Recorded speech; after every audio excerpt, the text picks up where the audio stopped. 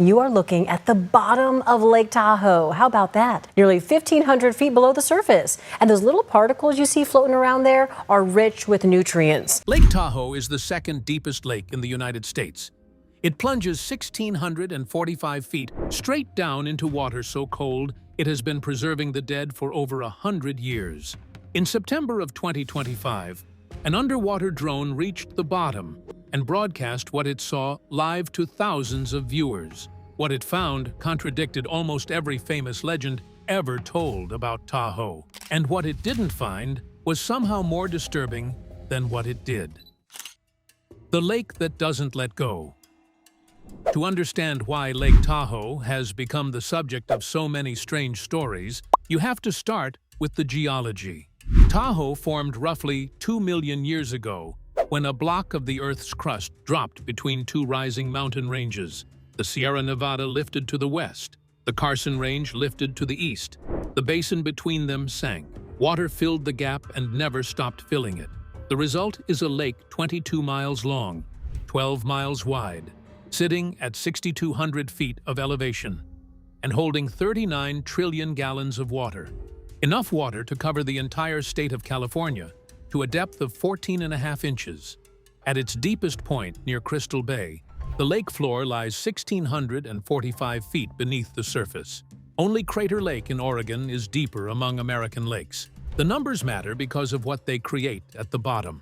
Below roughly 700 feet, the water temperature in Lake Tahoe sits at a near constant 39 degrees Fahrenheit, the temperature at which fresh water reaches its maximum density. That temperature stays there year-round. Winter, summer, drought, rainfall. The deep water does not warm. The pressure compresses everything that sinks into it. The bacterial activity that drives decomposition in warmer environments slows dramatically. Anything organic that touches the lake floor does not decay the way it would in a normal body of water. Bodies do not bloat with gas. They do not refloat. They do not break apart. They sit at the depth where their density matches the surrounding water, and they remain there. Cold, dark, intact. This is the part of the story that most documentaries get wrong. The lake does not preserve forever. Crayfish and mysid shrimp populate the deeper zones, and biologists at UC Davis have estimated that Lake Tahoe holds roughly 220 million crayfish, weighing over 8 million pounds in total. Organic matter does get consumed eventually, but the timeline is extended dramatically. What rots in a few weeks in a warm river can sit recognizable in Tahoe for decades. So what does that mean for what's actually down there? The answer arrived in 2011, in a discovery that confirmed the science in the most uncomfortable way possible. The diver they found 17 years later. On July 10, 1994, a 44-year-old Reno city planner named Donald Christopher Windecker went scuba diving off Rubicon Point on Tahoe's west shore. He never surfaced. His dive partners reported him missing within hours. Search teams covered the lake for days. The search was eventually called off. Tahoe is too deep and too cold to recover divers who go missing past a certain depth, and Windecker was assumed to be among the lake's permanent residents. He was, for 17 years. In July of 2011, a team of recreational mixed-gas divers descended past the recommended depth limits in the same area and located a body resting on a rock outcropping at 265 feet. The remains were intact enough to be identified visually as human, dressed in scuba gear. The divers documented the location and surfaced. An underwater remotely operated vehicle was deployed to recover the body using a robotic claw. Dental records confirmed the identity. Donald Windecker had been at 265 feet in 39-degree water for nearly 2 decades. His remains were preserved well enough that the medical examiner ruled out homicide. Cold water and the protective layer of his wetsuit had done what the legends always claimed Tahoe could do. They had kept him recognizable for 17 years. His was the case that proved the science. But it also proved something else. The lake's preservation properties are real, and they applied to one documented person, not the imagined hundreds of mafia victims that internet legends keep claiming are stacked on the lake floor. Snopes, the Reno Gazette-Journal, and multiple professional dive teams have searched for those bodies repeatedly across the last several decades. None have ever been found. The pinstripe suits, the cement shoes, the entire mob graveyard mythology of Lake Tahoe. Every reputable investigation that has gone looking for evidence has returned empty-handed. What is actually down there is more complicated, and in some ways more interesting than the legends suggest. And the next piece of evidence proves it in a way nobody can dispute, because it is one of the largest, most photographed underwater artifacts on the continent. The ship that was buried on purpose. The SS Tahoe was launched on June 24, 1896. She was 169 feet long, built by Union Iron Works of San Francisco, and commissioned by lumber baron Duane L. Bliss. For more than 4 decades, she carried passengers, mail, and cargo between Tahoe's resort towns, earning the nickname Queen of the Lake. When she was retired in the late 1930s, Bliss's son, William Seth Bliss, made a decision. The ship would not be scrapped. She would be buried. On August 29, 1940, the SS Tahoe was towed off the shore of Glenbrook on the east side of the lake. The plan was to scuttle her in approximately 100 feet of water, so glass-bottom tour boats could view her from the surface. The plan was based on a misunderstanding of the underwater terrain. The lake floor at Glenbrook does not slope gently. It drops away sharply into one of the steepest underwater walls in the basin. When the ship was opened to the water and began to sink, she did not settle at the intended depth. She slid down the slope, picking up speed as she descended. By the time she stopped moving, her bow was resting at approximately 360 feet of depth, and her stern lay at 475 feet. She remained there, untouched and unseen, for 62 years. In 2002, a team called New Millennium Dive Expeditions, led by Martin McClellan with Brian Morris, finally reached her. Using technical mixed gas equipment and decompression schedules calculated to the minute, they made the first physical contact with the SS Tahoe in over 6 decades. What they found justified every story that had ever been told about Tahoe's preservation properties. The brass fittings on the deck still gleamed. The wood paneling in the cabins had not rotted. The painted lettering on the hull remained legible. The ship looked, by every account from the divers who reached her, like she had been scuttled a few months earlier, not 80 years before. In 2004, the SS Tahoe became the first maritime listing on the National Register of Historic Places in the state of Nevada. She remains down there today, the largest known intact artifact in the lake, sitting upright on the slope in water cold enough to keep her looking new. State Parks officials announced today that people can now scuba dive and snorkel along the shoreline on a new underwater trail that leads to 2 barges and 12 boats that rest below the surface of the bay. She is not the only ship at the bottom. The SS Meteor was scuttled in 1939, and her location remains unknown. The SS Talak was towed to the center of the lake, doused in gasoline, and burned in 1940. The Marion B was lost in a storm. Wooden barges and small craft from the early 1900s dot the lake floor in Emerald Bay, which California designated as the state's first underwater state park. But the ships were placed there by people who knew they were sinking them. The next discovery in this story was placed there by no one, and how it got there is still debated. The forest that drowned. In the 1930s, during one of the worst droughts in California history, water levels in Lake Tahoe and the adjacent Fallen Leaf Lake dropped so dramatically that things began appearing along the shorelines that nobody alive had ever seen. A UC Berkeley researcher named Samuel Harding documented submerged tree stumps near Taylor Creek that had been hidden underwater for thousands of years. The trees were rooted in the lake bed, upright, still standing exactly where they had grown. Carbon dating eventually placed the oldest of these stumps between 4,800 and 6,300 years old. They had been alive when the lake was much smaller, and they had grown there for decades before the water came back and drowned them in place. The story took a stranger turn in the early 2000s at neighboring Fallen Leaf Lake. A University of Nevada Reno professor emeritus named John Kleppe noticed that his fishing lures kept snagging on something deep in the water. He investigated. What he and a team from Scripps Institution of Oceanography eventually documented and published in the journal Quaternary Science Reviews in November of 2011 was an underwater forest of pine trees still rooted upright on the lake floor. Many of the trees dated to approximately 1250 AD. The deeper stumps were older,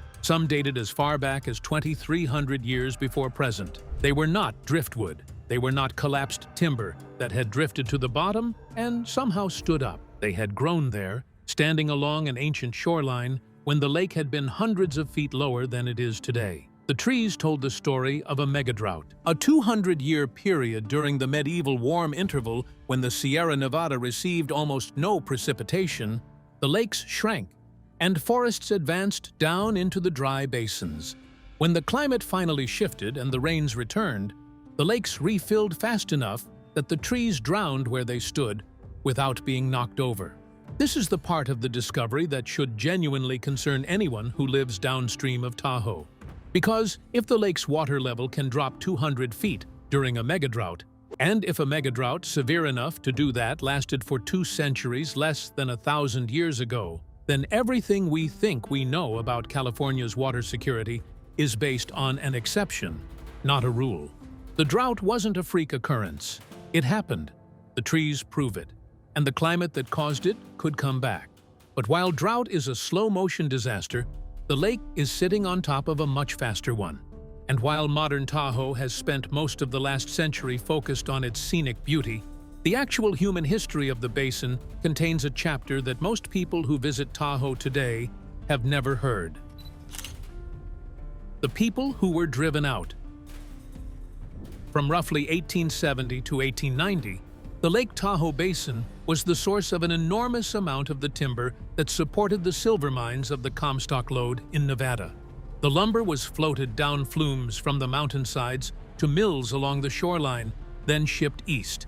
The labor force that cut the timber, tended the flumes, and built the infrastructure that made the Comstock possible was largely Chinese. By the 1880s, the largest concentration of Chinese workers in the Tahoe Basin lived at Glenbrook on the east shore. Their settlements included communal cabins, cordwood operations, and Chinese vegetable gardens that supplied food to the broader workforce. Archaeologists working with the United States Forest Service have identified more than 50 separate flume tender and woodcutter sites across the basin associated with Chinese labor camps from this period.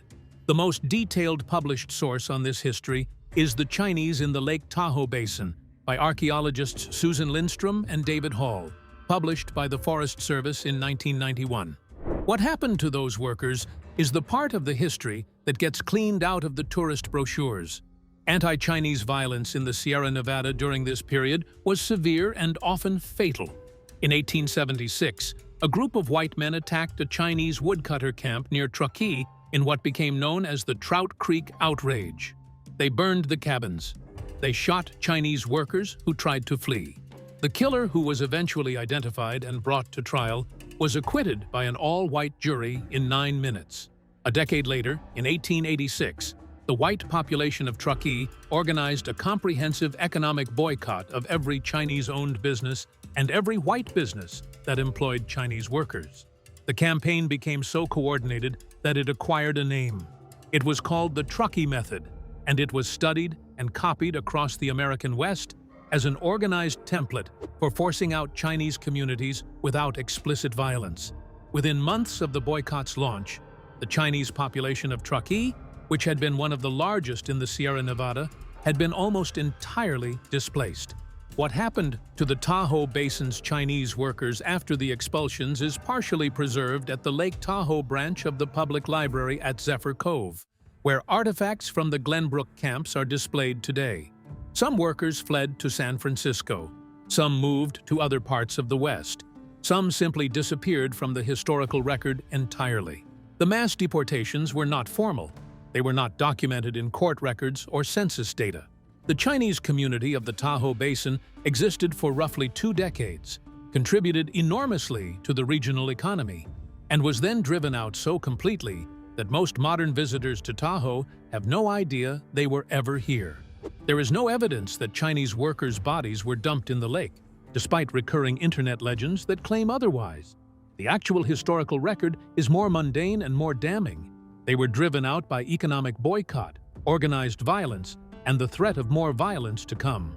What Lake Tahoe preserves at its bottom is the geology, and the wrecks, and the occasional diver. What it failed to preserve On its shores was the community of people who built the infrastructure that made the modern basin possible. The human history above the waterline is hard enough to reckon with. The geological history beneath it is harder, and the next event in that history is one nobody alive has ever witnessed. But every researcher familiar with the lake's structure knows is coming. The wave that's coming. The West Tahoe fault runs the length of the lake basin underneath the deepest water. It is an active geological feature. Scripps Institution of Oceanography researcher Gillian Maloney published findings indicating that the fault produces a magnitude 7 earthquake roughly every 3,000 to 4,000 years. The most recent major rupture occurred about 4,500 years ago. By the standard rhythm of the fault, the next event is overdue. If that earthquake happens while Lake Tahoe is sitting on top of the fault, the result is not a normal earthquake. It is a tsunami in a freshwater alpine lake. When a fault under deep water slips suddenly, it displaces an enormous volume of water in seconds. That displacement creates a wave. UC Davis researcher Graham Kent and Scripps researcher Neil Driscoll have modeled the scenario for Tahoe in detail. Their estimates put the initial tsunami wave somewhere between 10 and 33 feet in height, traveling across the lake at speeds that would reach shoreline communities within minutes. The wave doesn't stop after the first impact. It bounces. A phenomenon called a seiche causes the water in an enclosed basin to slosh back and forth for hours after the initial disturbance, hammering the shoreline repeatedly. Computer models suggest the seiche could continue for many hours, sending waves of varying heights against South Lake Tahoe, Tahoe City, Incline Village, and every other shoreline community. Tens of thousands of people live in those communities. Hotels, casinos, restaurants, ski resort base areas, residential neighborhoods. Most of them are within minutes of the shoreline. None of them have functional evacuation infrastructure for a tsunami event because nobody in modern memory has experienced one on Tahoe. The geological record shows that one has happened before, on a scale that almost defies belief. Sometime in the last 50,000 years, a section of Tahoe's west shore collapsed in a massive underwater landslide. The event is called the McKinney Bay Slide. It dumped a triangular block of mountain roughly a mile across and 400 feet thick into the lake. Researchers estimate it may have generated a wave approaching 300 feet in height. There is no debate about whether this happened. The debris is still down there. The exact timing remains contested. Some studies put it as recent as 7,000 to 15,000 years ago. Whenever it happened, and the conditions that produced it have not changed. But while we wait for the next geological event, the lake has been quietly accumulating other secrets, and in September of 2025, technology finally caught up to the curiosity that had been building for over 100 years. The drone that reached the bottom. For more than a century, the bottom of Lake Tahoe was a place that human beings could not go, and cameras could not follow. Recreational divers maxed out around 400 feet with technical equipment. The deepest part of the lake, the abyss near Crystal Bay, sat 1,600 feet below the surface, beyond the reach of any conventional dive. People imagined what was down there. They told stories. They invented Cousteau quotes and Navy facilities and mob graveyards. The actual bottom remained unseen. That changed on September 5th, 2025. A nonprofit called the Restoring the Lake Depths Foundation, in partnership with the Tahoe Fund and an underwater engineering firm called Seaview Systems, deployed a remotely operated vehicle they had named Deep Emerald, nicknamed Emmy. The ROV was rated for the depths Tahoe required. It carried high-definition cameras, lighting, and a live stream uplink that allowed researchers and the public to watch its descent in real time. 3,500 people tuned in live. Hello, good morning from the middle of Lake Tahoe. Welcome to the first ever live stream going to the bottom of Lake Tahoe. I'm Amy Berry, CEO of the Tahoe Fund. The descent took roughly 35 minutes. The footage was distributed afterward to over 30,000 additional viewers across the following days. What Emmy found was simultaneously underwhelming and revelatory. There was no monster. There were no piles of bodies, there were no Navy submarines, no ancient ruins, no geometric structures, no glowing portals to anywhere. The lake floor at 1,600 feet was, by every visual measure available, barren, silt, sediment, what researchers called a star field of suspended particulate matter drifting through the lights of the ROV like underwater snow. The barrenness was the revelation. University of Nevada, Reno limnologist Sudaip Chandra explained that the sediment Emmy was photographing is roughly 6 to 7% organic material. The rest is granite-derived inorganic particles eroded from the surrounding mountains over geological time. The particles settle out of the water column slowly, taking decades to descend, and their gradual settling is one of the reasons Tahoe remains as clear as it does. The bottom of the lake is not hiding ancient civilizations. It is performing the very slow, very quiet work of filtering its own water. What the dive also revealed was less photogenic, but more disturbing in its own way. Tires, discarded fishing gear, manufactured trash that should not have been there but was. The same foundation has pulled approximately 80 tires from various depths of Tahoe in previous expeditions. The lake's bottom is barren of mysteries and full of the consequences of being one of the most heavily visited alpine lakes in North America. The Emmy dive killed several internet legends in a single live stream. It also opened up something more interesting. Because if the bottom is barren, then the lake's real mysteries are not down there. They are in the cases that have never been solved on the surface, in the people who walked into Tahoe and never walked back out. The woman who vanished in 1970. Donna Lass was 25 years old when she disappeared. She was a casino nurse working at the Sahara Tahoe on the Nevada side of State Line. Her last documented entry in her nursing logbook was time-stamped at 1:45 in the morning on September 6, 1970. September 6, 1970 was the last time anyone saw Donna Lass. The 25-year-old South Lake Tahoe resident was on the job at the time. The following day, someone called the hotel claiming Donna had a family emergency and would not be returning to work. The call was a hoax. Her family had no such emergency. They had not seen her either. She had simply walked out of the Sahara Tahoe at the end of her shift and disappeared. The investigation that followed went nowhere for over 5 decades. Lass became one of the lake region's most prominent cold cases. Some investigators speculated she had been killed by the Zodiac, the serial murderer terrorizing Northern California at the time, who had publicly referenced an unnamed 12th victim. The Zodiac theory was never proven, but it was never fully ruled out either. In 1986, 16 years after Donna disappeared, a skull was found in the California mountains near Highway 20, roughly 45 miles northwest of South Lake Tahoe. There was no immediate way to identify it. The skull was cataloged, stored, and eventually became part of a cold case backlog that grew across decades. In December of 2023, the Placer County cold case team used modern DNA analysis to finally identify the skull. It was Donna Lass. The identification answered one question and opened several others. Donna had been killed. Her remains had been deposited in the mountains, not in the lake. Whoever drove her from the Sahara to the location where her body was eventually found left almost no trace. Sergeant Nick Carlquist of Placer County, speaking after the identification was confirmed, told reporters there was no evidence-based connection to the Zodiac. The case remains formally open. Her killer has never been named. What the last case demonstrates is the shape of Tahoe's actual mysteries.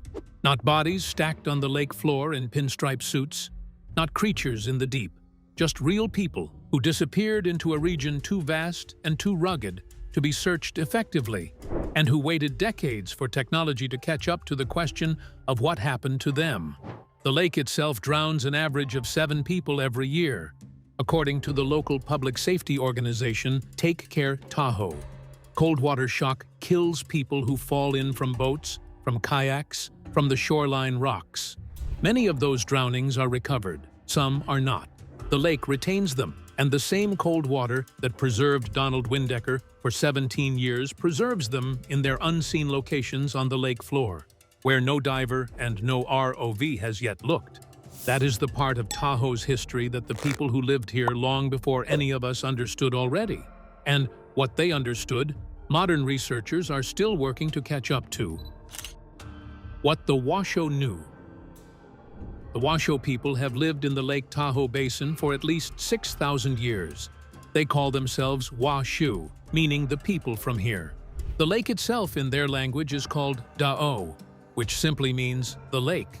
To the Washoe, this was the center of the world. It was the most sacred place in their territory. It was also the most dangerous. The Washoe traditions describe powerful spiritual beings associated with the deepest waters of the lake. They are sometimes translated as water babies, though the translation does not fully capture the meaning. They were ancient. They were powerful. They could pull swimmers and boaters down to the bottom. They were responsible for drownings that had no obvious explanation, for storms that arrived without warning, for the sudden disappearance of canoes on calm water. One specific location was treated with the most caution. Cave Rock on the east shore was a sacred site in Washoe tradition. Healers were the only people who traditionally approached it, and they did so bringing offerings: pine nuts, bread, corn sealed in pitch baskets. The site was understood as a threshold between the world of human beings and the world of the spirits who lived in the lake. For most of the 20th century, anthropologists treated these traditions as folklore. The Washoe warnings about specific dangerous zones were dismissed as superstition. The water babies were filed away as cultural narrative without practical implication. The drownings in Lake Tahoe were attributed to cold water shock, boating accidents, and inexperienced swimmers in deep water.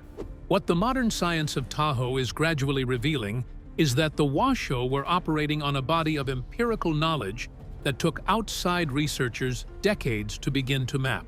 The cold water shock that kills swimmers in Tahoe is the same phenomenon the Washoe were describing when they said the lake pulled people under. When a human body hits water at 39 degrees, the involuntary gasp reflex fires within seconds, pulling water directly into the lungs. The heart races. Coordination collapses. A strong swimmer who fell off a boat in July could be incapacitated before they understood what had happened to them. The Washoe could not describe the mechanism in those terms. They could only describe the result, and the result was that the lake reached up and took people. The specific zones that they warned about correspond in many cases to areas of unusual current behavior, sudden depth changes, or thermal layering that creates the conditions for drowning. Cave Rock, the most sacred and most feared site in their tradition, sits at exactly the kind of underwater drop-off where cold, deep water mixes unpredictably with the warmer surface layer.